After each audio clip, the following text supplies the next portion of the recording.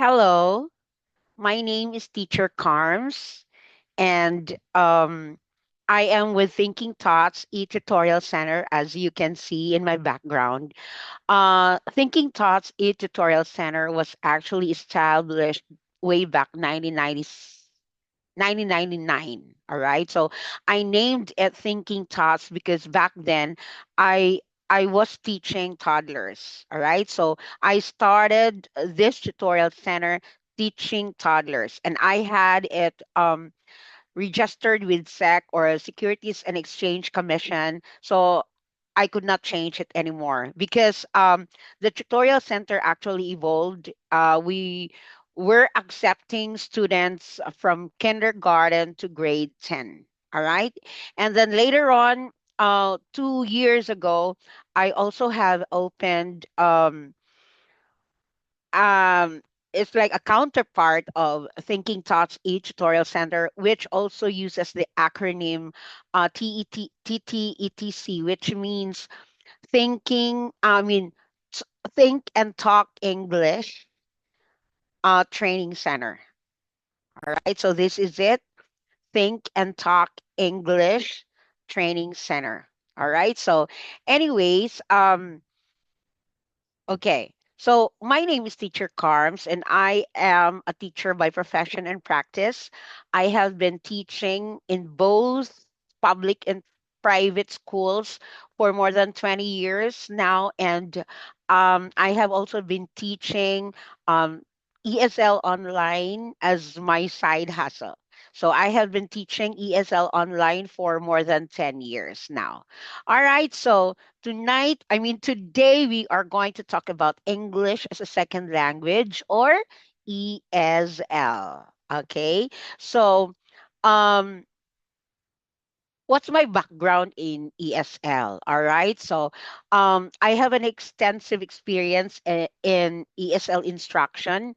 I have taught at several reputable institutions, helping students worldwide improve their English proficiency. So, my journey includes working with first 51 Talk Philippines. It's a leading online English education platform based in China with a strong presence in the Philippines. Way back 2017, we were like 10,000 teachers at 51 Talk. And it connects Filipino teachers with young Chinese learners, offering flexible home-based teaching opportunities. By the way, um, in 51 Talk, we also teach adults. So back then I was teaching mostly adults who are learning business and travel English. Most of them were businessmen and women. I have students who are doctors, nurses, lawyers, journalists. And then my second experience teaching ESL online was with Chip Chip. It is an online ESL platform that focuses on teaching young Vietnamese students aged 5 to 12. And it provides one-on-one 25-minute classes helping students improve their English communication skills, just like in 51 Talk. All right. And then the third company was ESL Premier. It is a Hong Kong and China based online English provider, and it offers English lessons to students across Asia, ensuring high quality instruction from experienced educators or teachers. But most of my tasks with ESL Premier was editing. I was editing books that the company is using. And then the fourth company I have worked for was Speakos Ltd. Co. It's a Philippine branch of a Korean ESL company located in Clark, Freeport Zone, Pampanga, and it specializes in English language training for Korean students and professionals, offering flexible learning schedules. So back then, I was teaching mostly students who are employees of Samsung and LG appliances. Then later, at Zoni Language Centers. All right. It's a well established language school with multiple locations in the US, including New York, New Jersey, and Florida. And it provides intensive English programs and proficiency exam preparation courses like the IELTS exam.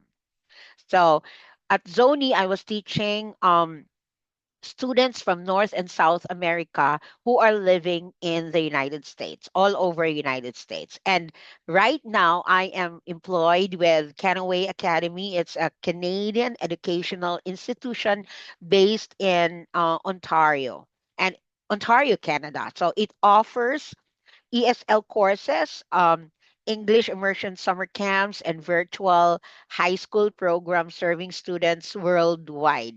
And it is permitted by Canada Ministry of Education.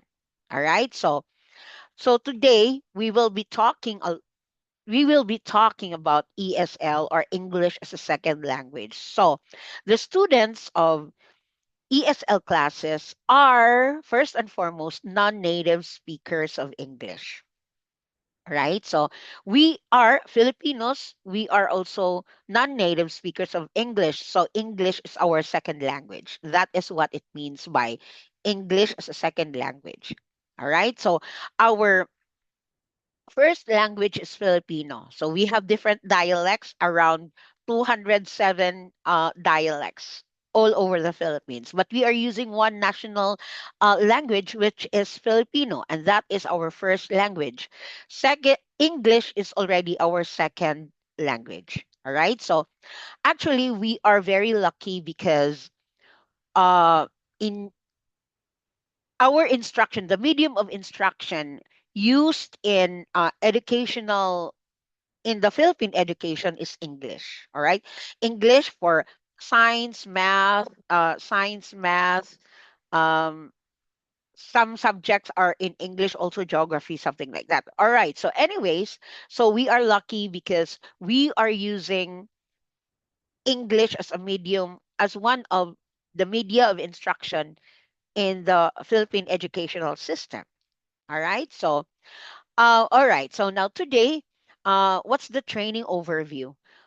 This training equips educators or teachers with strategies, tools, and skills necessary to effectively teach English as a second language, or ESL, in an online environment. Now, first, we will talk about characteristics of an effective ESL teacher. Let's look at the first one, right? Which is um clear communication. All right. So clear communication. It is very important that an ESL teacher is able to convey ideas in a simple and structured manner. Okay. Simple and structured manner. We should always remember that we are dealing with students who are non-native speakers. So we must use the words or instructions in an easiest way possible. All right. Easiest language, easiest words to use, especially if you are dealing with beginners. So, for you to be able to give clear communication, you have to work on your grammar. All right. We cannot perfect grammar because we are not native speakers of English. Even the native speakers of English cannot uh, have a perfect grammar. All right. So, but we have to continually learn that skill: grammar, pronunciation, vocabulary. We don't know all of the words, or we don't know all of the vocabulary English words, but we are trying to improve it. All right. We will try to improve it if we are teaching ESL. All right. And then yeah, grammar, pronunciation, vocabulary. We have to expose ourselves with conversations in English, um, idiomatic expressions or idioms, and phrasal verbs. All right. Um, these idioms and phrasal verbs are commonly used by Americans. So for us to be able to understand, sometimes we need to really look for the etymology of these words, or where where these expressions emanate, right? And yeah, yeah. Because like I said, we are in a different setting, so there are things that we could not understand. Language, I'm talking about the language that the American people use, because we are in a different setting.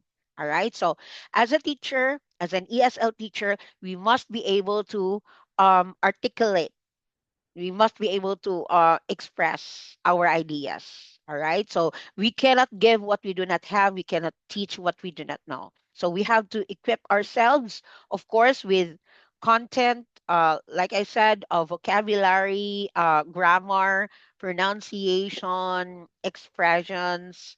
All right. So there you go. Now, number two is adaptability. Adaptability. All right. Every student learns at their own pace. An ESL teacher must adjust their methods accordingly. So if you are teaching beginners or kids, there are beginners who are adults. All right. So, like, they are already 50 years old when they decide then to learn English. So they are still considered as beginners, like zero English. All right. So a teacher must adjust their methods accordingly. So if you are dealing with beginners or kids, you have to talk slowly, all right, for you to be able to be understood. All right. So if okay, so if a student also struggles with pronunciation, rather than just correcting them, the teacher might introduce phonics exercises. So what are these phonics? Sounds of letters. All right. So um for example, you are talking to a reader, all right, a beginner, but already a reader. So for example, in the use of soft th and hard th, so you have to introduce that the sound of a soft th is s, and the sound of the hard th is all right. So you have to introduce phonics exercises to improve pronunciation. Tongue twisters, all right. So example of tongue twisters are um, the red something about seashells in the seashore, blah blah. All right. So those are examples of tongue twisters or interactive pronunciation apps to make learning fun. So later on, I'm going to give you some um speech and pronunciation apps which you can actually use to supplement your teaching. All right. And then let's have number three, which is tech savviness. For tech savviness, with online learning on the rise, ESL teachers must be comfortable using digital platforms. All right. So teachers must equip themselves with these digital platforms. You have to learn how to navigate. So digital platforms like Zoom, um, uh, Microsoft Teams, and what is the other one? Google. I forget. But yeah, so those are examples of digital platforms.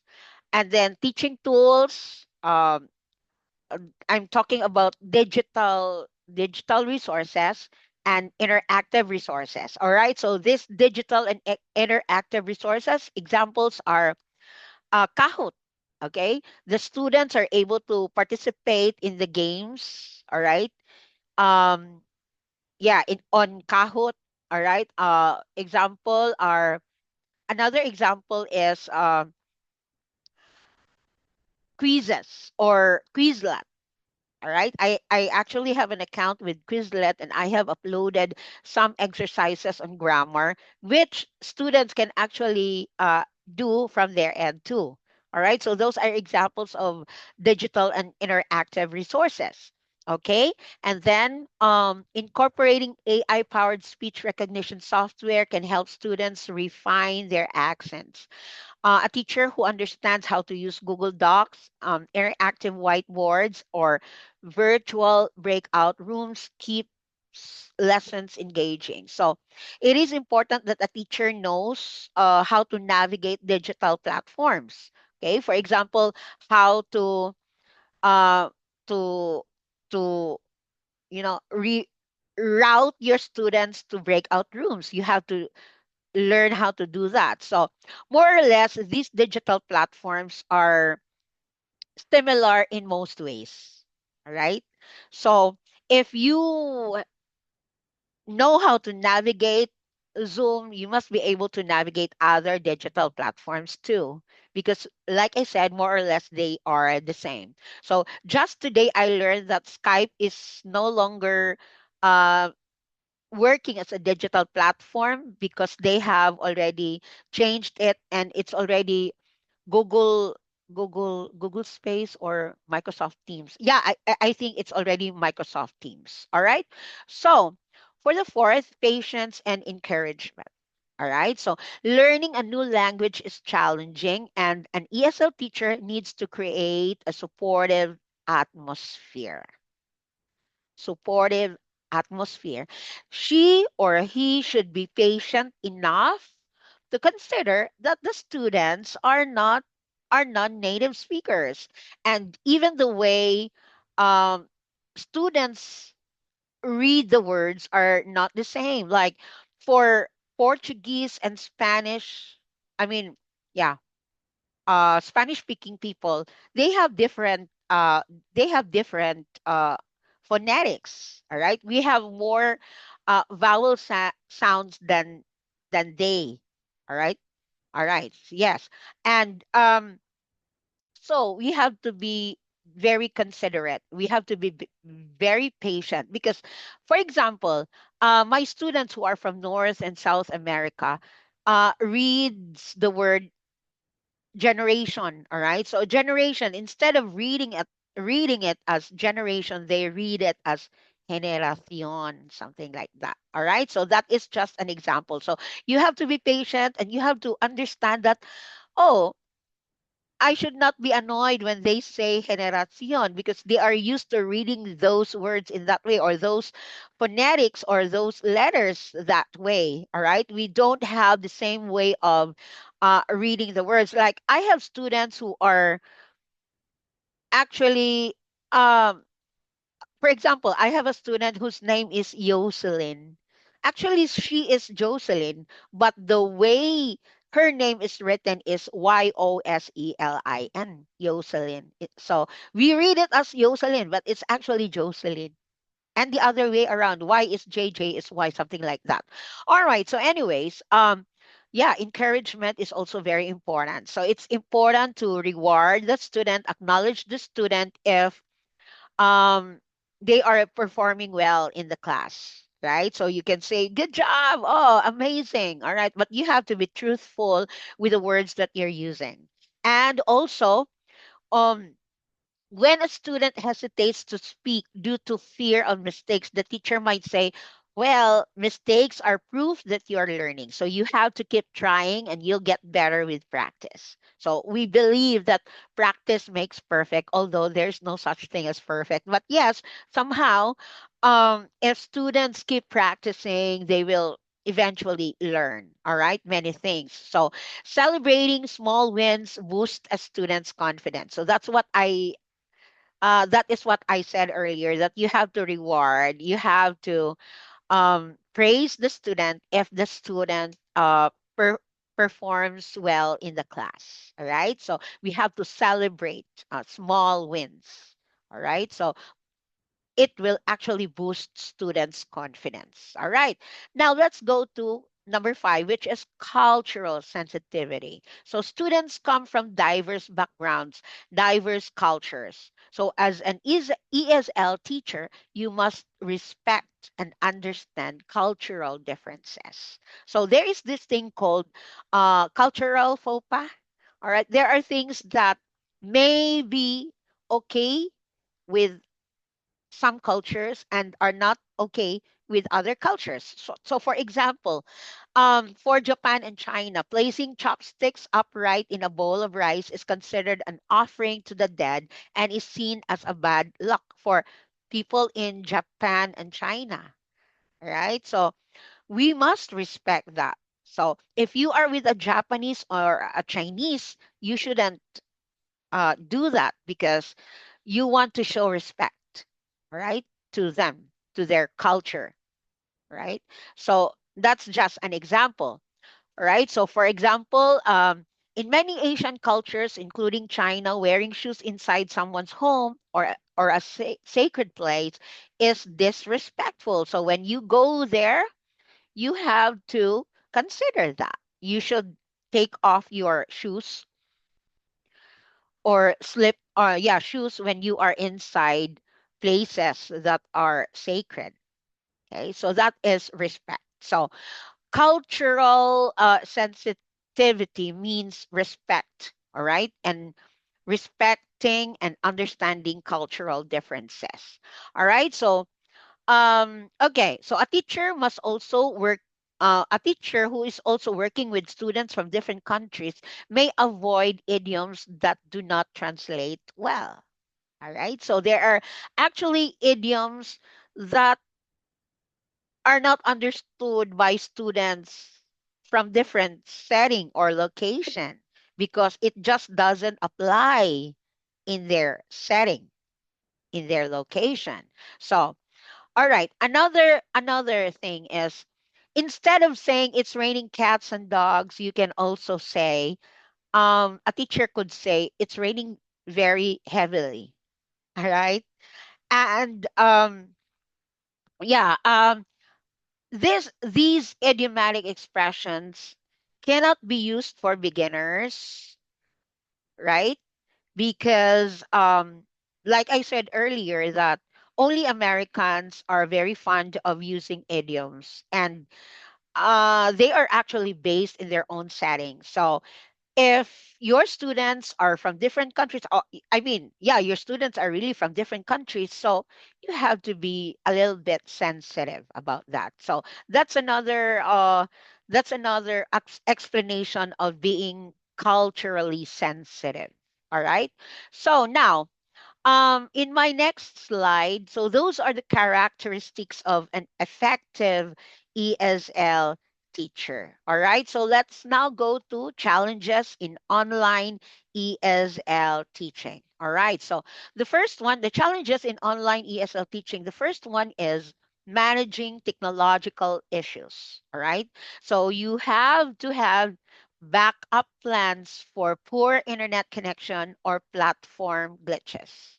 All right. So an ESL teacher must be ready with backup equipments. Like if the power goes out or if there is no electricity, you should have a backup equipment. If there is no electricity, there is no internet connection.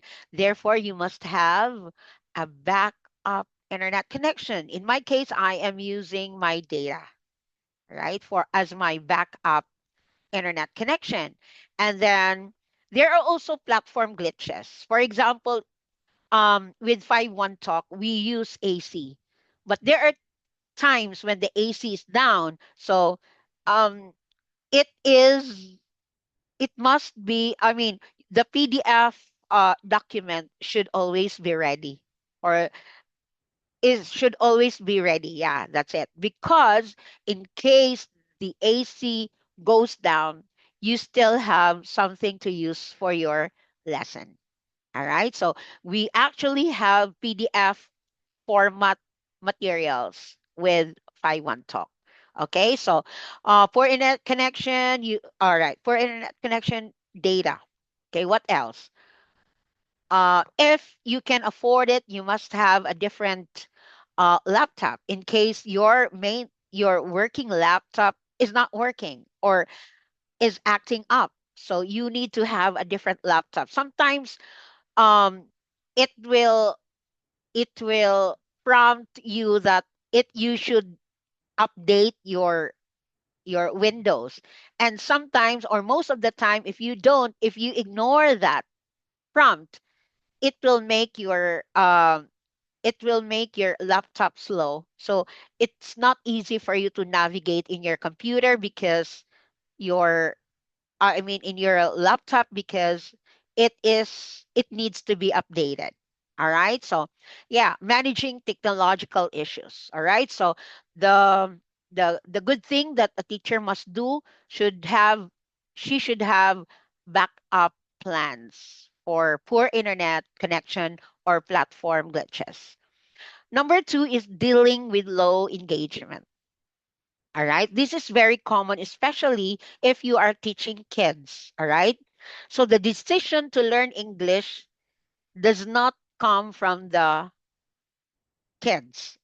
It usually comes from the parents. All right. So it is the parents' decision and will for the student or the kids to learn English. So the kids do not understand why they have to learn English when they are able to communicate with their friends and their classmates using their first language or their mother tongue. So they still do not understand the purpose, why, or the reason that they need to study English. Right? So these kids will uh most likely you need to drag them to learn the lesson. So in that case, you need to incorporate visual aids like flashcards, toys, realias. Realias are real things. For example, if you're talking about a cup, then you have to use the real thing cup, all right? Realias. And then you can also use puppets, toys, pictures, all right? And you can also use multimedia, right? Multimedia, like you can use, for example, Canvas slides to help you be able to explain things, all right?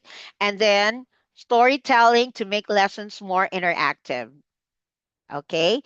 And you can also use digital resources like what I've mentioned earlier, the Quizlet, the quizzes.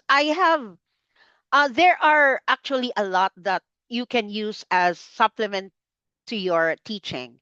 So let me check. I have, okay. These are some of the digital resources and multimedia or platforms or programs that you can use online. So for video conferencing platforms, you have Zoom, Google Meet. That's what I'm trying to say. I was trying to say earlier. So Google Meet and then Microsoft Teams, right? You can use those. Those are video conferencing platforms. But for um, for interactive, for interactive whiteboards and collaboration tools, you have Jamboard, you have Padlet, you have Quizlet, you have Kahoot, all right? You have assessment and feedback tools, you have quizzes, Edpuzzle, Socrative. For language learning and ESL tools, you can use Elsa Speak, you have Fluent U, you have BBC Learning. Um, there you go. All right. So those are the digital resources that you can use, all right, in order to improve um, the engagement. All right. Engagement. So, okay. So you have to incorporate visual aids, multimedia, storytelling, lessons, using of interactive whiteboards, videos, and animations, real objects, toys, and infographics. All right. Okay. So you need to give engaging activities. You need to engage and involve your students in the lesson. You cannot just be there and talk and talk and talk and talk because they won't learn that way. So, learning by experience. So, it can also be explained that way that they can learn better, they can learn more when they are experiencing it themselves, all right? When they're doing it themselves, when they're doing the work themselves, okay? So that is dealing with low engagement. So you have to make your lesson more engaging, so that it will arouse their interest, especially for kids that they have very low span of attention. So you have to change your strategies once in a while, maybe every 7 minutes. Okay. So that is what we call the 777 technique. All right. So you have to change the strategy after every 7 minutes, because learners, especially the kids, have very short span of attention. And that is very understandable. All right. And then number three, handling language barriers. So again, like I said earlier, you have to use simplified instructions. You can also use gestures. In ESL, we call it as TPR, or total physical response. Okay?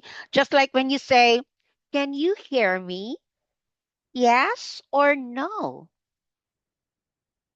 All right? So you have to talk also using gestures. All right? Okay, gestures and visuals to facilitate understanding. All right. So to make sure that your students understand you, you have to use simplified instructions coupled with gestures and visuals to facilitate understanding. Handling language barriers is a crucial skill for ESL teachers, ensuring that students can comprehend lessons and communicate effectively. So, here's how simplified instructions or gestures and visuals can help. Simplified instructions using clear, direct language helps students understand new concepts without confusion. Examples, instead of saying, "Let's analyze the grammatical structure of this sentence," you can mm, say it in an easier way by saying, "All right, let's break this sentence into parts to understand it." All right. So that is how you should you simplify instruction. Other strategies is you should use short sentences and common words. Avoid complex vocabulary. All right. And then speak slowly and clearly with natural pauses. So slowly, like, "Can you hear me? Yes or no?" All right. So you have to speak clearly with natural pauses. Give step by step instructions. you don't you don't give complicated instructions. If you will give complicated instructions, make it easy. All right? For example, okay, step 1, you need to tell which of the words is the noun. And then number 2, in the blank, you need to write C if it is a common noun and P if it is a proper noun. And then you you model it. You need to model it. So, all right, let's try to do number 1. All right. So number 1, which of the words there is a noun? All right. Then you underline the noun. And then here, in the blank, what kind of noun is it? Is it a proper noun or a common noun? It's a proper noun, right? So you need to write the letter P. So you have to model your instruction so that students can follow. Okay. And then give step by step instructions, ensuring each part is understood before moving to the next. That's it. And then gestures. Nonverbal communication reinforces meaning and keeps students engaged. So, pointing to objects when naming them. All right. So, for example, this is a cup. All right. Um, what is the purpose of the cup? All right. You use it for drinking coffee. All right. So, all right, like that. Using hand motions for actions running. For example, running. Ah, the mouse runs quickly. All right. Or the turtle walks slowly. All right. So you need to these gestures, all right, gestures can help. Using hand motions for actions, nodding, thumbs up, or facial expressions help students understand emotions in speech. So they will understand when you say, okay, that's amazing. They will know that you are not say uh meaning what you say, or saying what you mean. So when you say amazing, then your face should show it. Oh, that's amazing. Very good. All right. So there. Um Okay. And then we go to visual aids and multimedia. Pictures, illustrations, digital tools or resources clarify concepts and provide context. Example, flashcards with images. Okay. Flashcards with an apple. When you're talking about an apple and then you use a flashcard, this is an apple. I think in Chinese it's guo. Guo? Guo. Yeah. That's Apple for them. So to help you really explain what it is, then you have to show some pictures. Charts and diagrams make complex grammar like verb tenses more accessible. Videos and animations provide real world examples of pronunciations and conversations. And finally, interactive whiteboards allow students to write, draw, and collaborate. All right? So that's it. We will now proceed to balancing flexibility and structure. So you have to maintain a structured lesson plan while adapting to students' learning progress. All right. So, in most ESL companies, teachers need not to make a lesson plan. Okay. But you have to follow the structure. Okay. So, when you are giving a giving a lesson to your students, you should always follow the structure. All right. So for example, if you do that, for example, when you are already reviewing or recapitulating the lesson for the day, your students will have an idea, oh, our class is almost over because my teacher is already reviewing the lessons that we have taken today. All right, so there. Maintaining structure. A structured lesson ensures consistency and progress.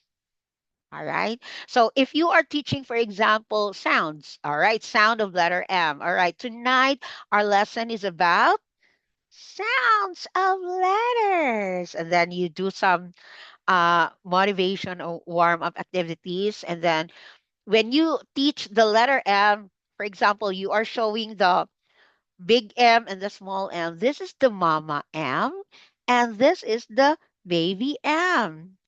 The mama M and the baby M have the same sounds. The sound of letter M is mm, mm, mm. Can you say that again? Mm, mm, mm. Now, what are the objects that begin with a sound? Then you show a picture.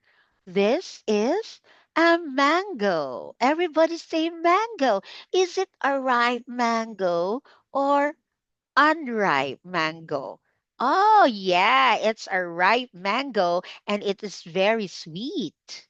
And then what is the beginning sound of mango? Mm, mm, mango. Mm, mango. So if you are teaching um in on the following day you will be teaching another sound, another letter, another sound, then you will still be doing the same pattern or structure. All right? So there. Now, okay, so a structured lesson ensures consistency and progress. Start with a warm-up activity, present the main lesson content using clear objectives, include guided practice, interactive exercises, and opportunities for students' participation, and end with a recap and homework or self-study recommendations. You need to follow the same structure so that they will know what happens next. After, oh, the teacher is already explaining. After this, we will have a practice or exercises. Okay. Somehow they will have an idea on what is going to happen in the lesson. All right. So um, having a lesson framework helps students know what to expect, making learning feel organized and manageable. All right. So that's it. Now we go to number 4, adapting to students' progress. All right. So while structure is important, the teachers must adjust when students need extra support or when engagement levels shift.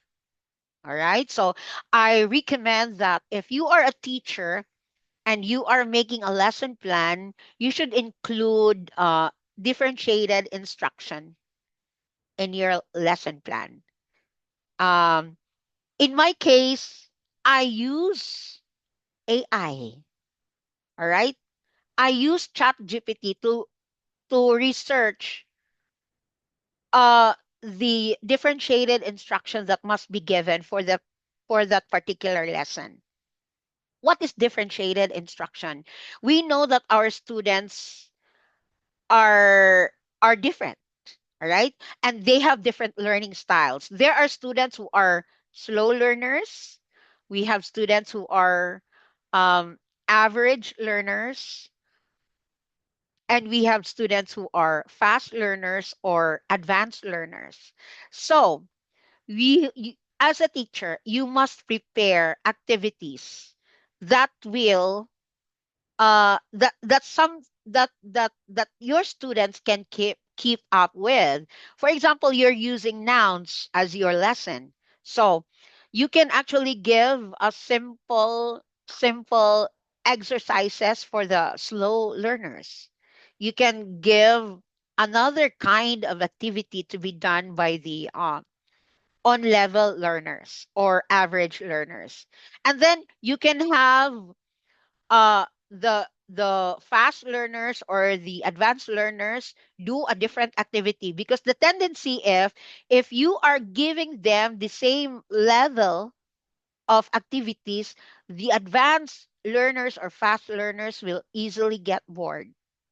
They will finish fast, and they can become, distractions to the rest of their classmates. All right. So that's it. That's about differentiated instruction.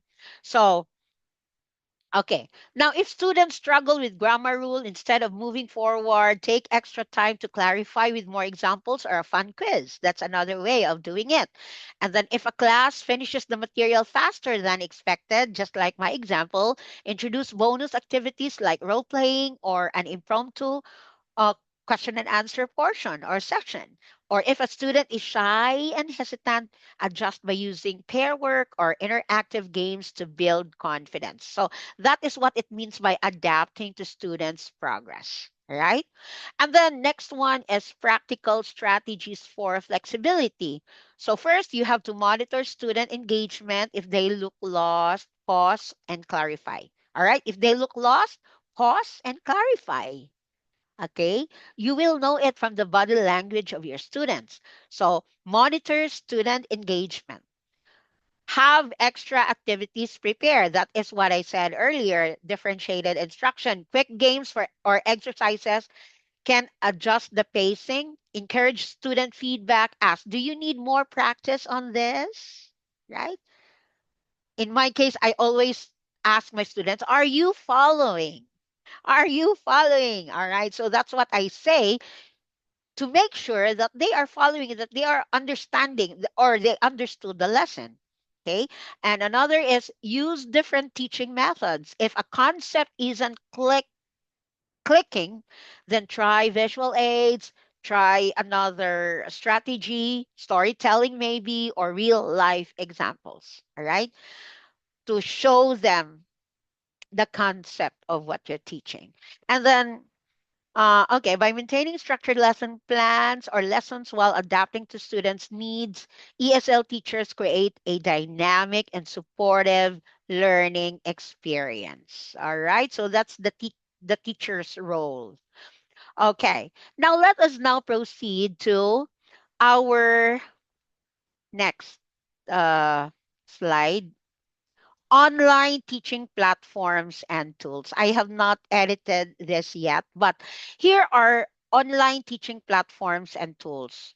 So first, if you are putting if you are if you want to establish your own tutorial center, then you have to choose the right teaching platform. So what are examples of teaching platforms? We have Zoom. Okay, Zoom actually has free subscription wherein you can only teach until 40 minutes. All right, 40 minutes. I don't know with Google Meet or Microsoft Teams, but these are the most common teaching platforms that we can use: Zoom, Google Meet, Microsoft Teams. And then number two, digital resources. Okay, digital resources for language learning, these can be good supplemental resources that you can use, all right, in your teaching, in your lesson. So, Duolingo, Quizlet, ESL Library, education.com, there are lots, okay? I have already mentioned them earlier. All right, so Jamboard, Padlet, Kahoot, Quizzes, Edpuzzle, Socrative. All right, so you can even use Canva, okay, Blackboard, you can use your whiteboard, you can use Elsa Speak, Fluentio, BBC. For translation, I use DeepL or Google Translate. All right, I use those. And interactive tools, these are actually the tools that teachers can use and then students can participate in. All right, for example, Kahoot.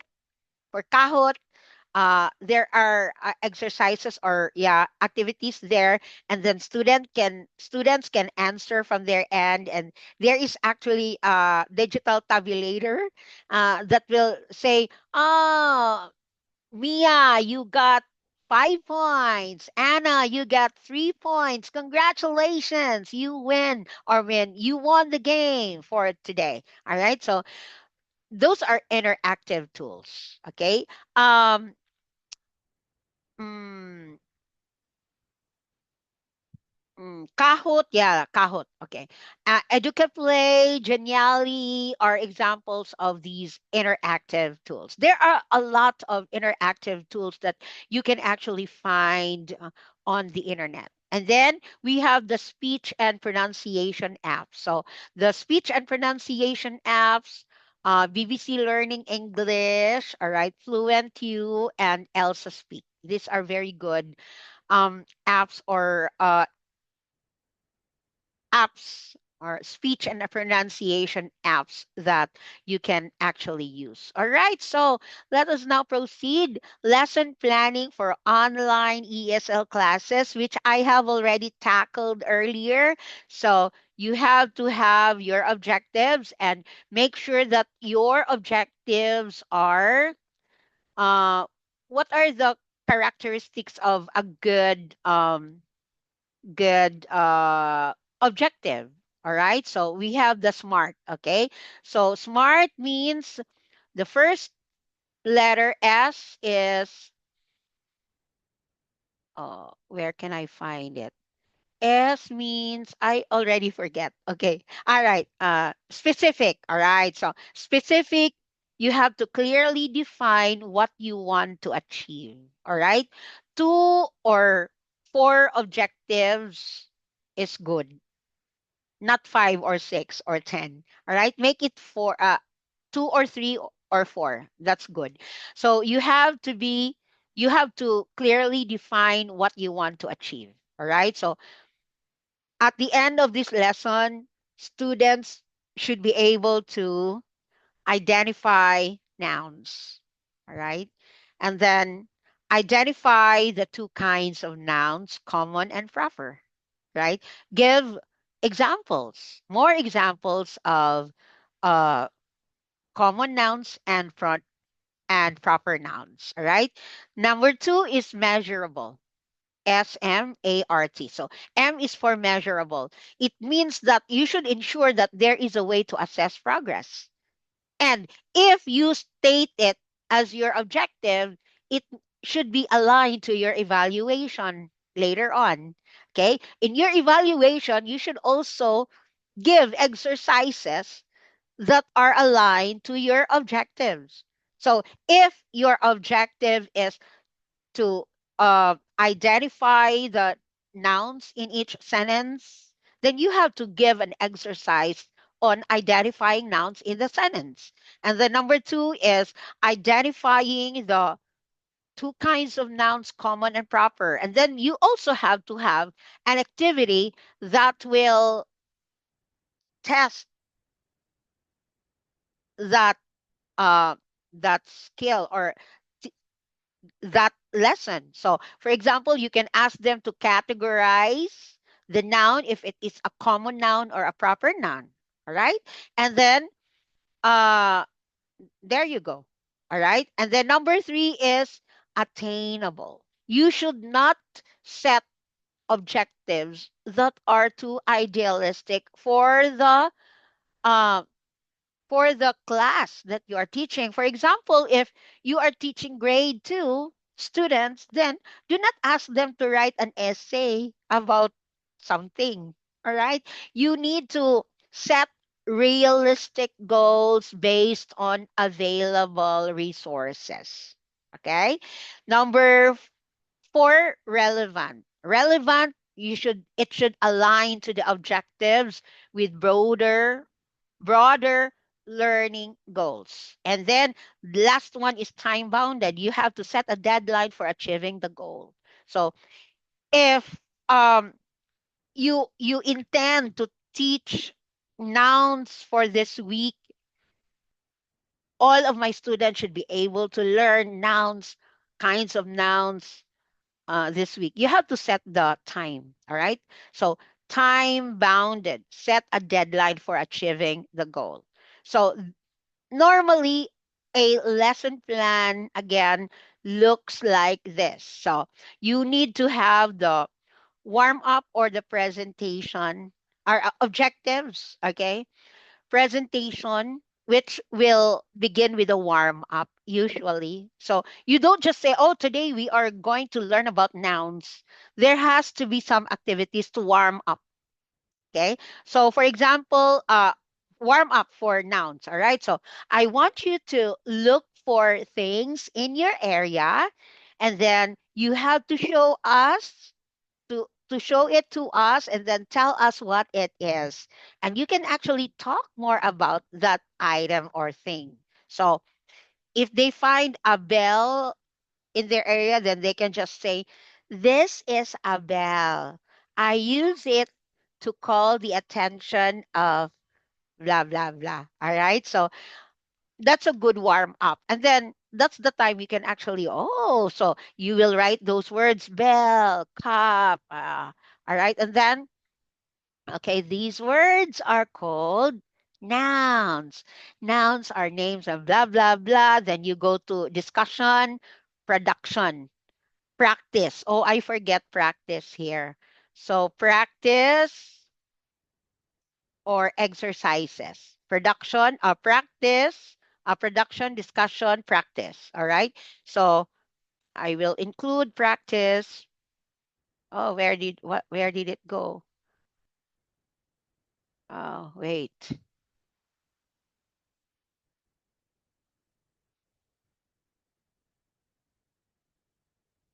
Okay, there you go. So now let me stop the share and then let me do that again. I lost it. Okay. Okay. There you go. What have I done? Okay, cancel. All right, there you go. So practice. And then we have, let me share that again. All right, so, okay. So, lesson planning for online ESL classes, objectives, presentation, warm up, uh, production, discussion, practice, evaluation, and then wrap up. And then I am recommending or suggesting that you also include differentiated instruction. It's very important that you know beforehand uh, what your activities will be for the uh, different kinds of students you have, different learning styles your students have, right? Okay, so there you go. So that's about the lesson planning. All right. And then teaching strategies for online ESL teachers. All right. Teaching speaking and pronunciation online. So this is what I do. For example, my lesson is about coffee culture. All right. So for my beginners, but they are all already very good. That's beginners nine in Canaway. So when I am teaching them, I let them read the title because I want to make sure that they are saying the words correctly. All right. So I ask them to always repeat after me. All right. So teaching, speaking, and pronunciation online. All right. So if you are dealing with beginners, you have to do repetition. All right. So if you want them to read, for example, words with a soft TH sound, then you have to let them practice. All right. So these are the words with a soft TH sound. I want you to read them one by one. All right. So the first word, thick. Number two, thin. All right. You do that by repetition. All right. Repetition, mimicking or mimic, and then repetition. That's very important in teaching ESL online or teaching online. Number two is strategies for improving reading and vocabulary. So actually, let me see. So yeah, strategies for improving reading and vocabulary. You let them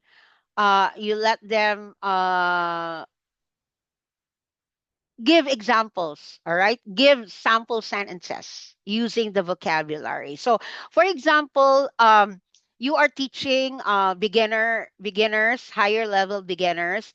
You're teaching vocabulary frequently used at the airport, for example. All right. So for example, the word arrival or departure. So you let them explain what is arrival, what is the meaning of arrival, what is the meaning of departure. All right. So you can actually associate, okay, so arrival is associated to landing, and then departure is associated to take off. Okay. All right. So take off, departure, landing, arrival. So they have to know how to compare and then contrast what arrival and departure, takeoff and landing mean. All right, what these words mean. So strategies for improving reading and vocabulary. Okay, for reading, you let them read something, maybe a paragraph. Okay, and then try to ask questions. All right, try to ask questions, not questions that are which answers do not or could not be found in the selection. It means that you have to ask questions, you have to level up. All right, so in reading there is this thing called uh the the stages of understanding, like I will cover that next time. All right. So in my other training, I will cover that next time. So the level, we call it, I forget, the, no, I forget. It's out of my mind. Okay. So improving reading and vocabulary. All right. Next, techniques for enhancing writing skills. So in my case, when I am teaching how to write a paragraph, for example, I liken it to a hamburger, wherein the top bun of the hamburger is the topic sentence. The topic sentence is composed of the topic and the main point. All right. The topic sentence um, must be must be must encourage readers to read more. All right, so that's the topic sentence. All right, and then um the meat part, the lettuce, the tomatoes, the cucumbers, cheese are represented by the supporting sentences and details. All right, it actually talks or it actually talks about or it will validate the topic sentence, and the details will actually explain and give examples of the topic or the topic sentence. And then the bottom one is represented by the concluding sentence, which begins with transitional phrases like in conclusion, comma, and then paraphrase the topic sentence. All right, paraphrase the topic sentence. Paraphrasing means that you have to restate the idea, the topic sentence, using different words. All right, so uh, I think that I made it easier for the students to learn how to write paragraphs by doing so. All right. So, okay. Training students in listening comprehension. So, what we actually do, we give a dictation practice. So, I'm going to read a sentence for my students to write down, and then because this is to test their listening skills. All right. And then after that dictation practice, you can actually ask them questions, comprehension questions, after reading a story or reading an essay or any selection. All right. So there you go. Those are the teaching strategies for online ESL learners. There are a lot more, but as of now, these are the things that I have come up with. And maybe next time I can add to these strategies next time. All right. So I think, all right, let's cover the last one, engaging and motivating ESL learners.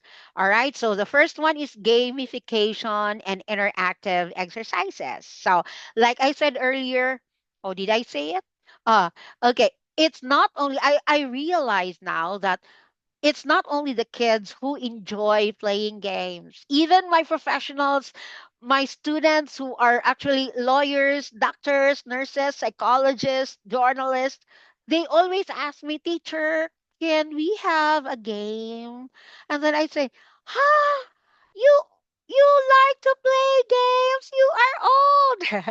I always say that to them. But on a serious note, yes, even adults enjoy learning by playing. So, gamification and interactive exercises using videos and real life context in learning, you can actually find them mostly on YouTube. And then encouraging student participation and collaboration. They like it, especially in my class before with Zoni. Our lesson was about culture, and we were we were what was our lesson about? We were talking about our own country. So I asked them to make a presentation about their own country, their culture, their different food. They love it. And surprisingly, they made very good presentations, even much better than my own presentation. Because I was also making my own when I asked them to make a presentation of their own country, own culture, food, clothing. I made my own too.